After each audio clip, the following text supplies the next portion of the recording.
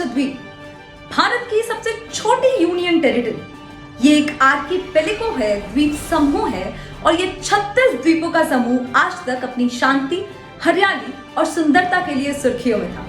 हालांकि भारत का सबसे छोटा केंद्र शासित प्रदेश बना हुआ है राष्ट्रीय ध्यान का केंद्र। नमस्कार, चंडीगढ़ से आपके साथ मैं हूं इशिता जयरथ। लक्षद्वीप का विवाद क्या है, इस विवाद के अभी तक क्या परिणाम ले चुके हैं और आखिर में प्रफुल्ल खोड़ा पटेल कौन है, इन सब सवालों के जवाब आपको इस वीडियो में मिलेंगे। तो चलिए शुरू करते हैं। क्योंकि लक्षद्वीप एक यूनियन टेरिटरी है तो यहाँ पे कोई सीएम या असेंबली नहीं बल्कि एडमिनिस्ट्रेटर होता है। दिसंबर 2020 तक एक आईएएस ही एडमिनिस्ट्रेटर हुआ करता था जिनका नाम था दिनेश शर्मा। हालांकि 2020 में उनका देहांत हुआ और तब से प्रफुल्ल खोड़ा पटेल, जो कि एक पॉलिटिशियन है, एडमिनिस्ट्रेटर का पद संभाल रहे हैं। अब इन 5 महीनों के दौरान प्रफुल्ल खोड़ा पटेल कुछ ऐसी नीतियां, कुछ ऐसी पॉलिसीज लाए हैं जिसके चलते वहां के लोग बिल्कुल भी खुश नहीं हैं। और पिछले कुछ दिनों से #SaveLakshadweep ट्रेंड कर रहा है। अब ऐसी क्या नीतियां हैं जो लक्षद्वीप में विवाद का कारण बनी हुई हैं? लक्षद्वीप पंचायती रेगुलेशन 2021। इस रिफॉर्म के चलते ऐसा कोई भी व्यक्ति जिसके 2 से ज्यादा बच्चे हैं वो पंचायती चुनाव में भाग नहीं ले सकता। अब जो अगली नीति है उसकी सबसे ज्यादा आलोचना हुई है, जिसका नाम है लैंड डेवलपमेंट अथॉरिटी रेगुलेशन 2021। इस रिफॉर्म के चलते सरकार को इतनी ताकत है कि वो कभी भी किसी भी समय किसी भी जमीन का इस्तेमाल विकास के लिए कर सकती है।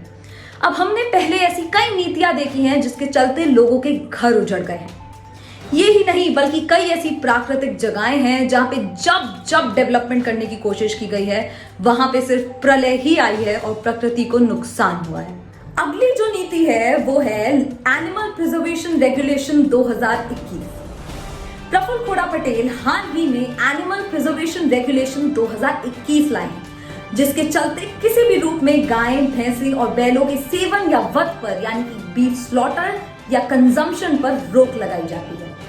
गौर फरमाने की बात यह है कि लक्षद्वीप की 95% जनसंख्या आदिवासी है और प्राचीन काल से बीफ का कंजम्पशन करती आ रही है।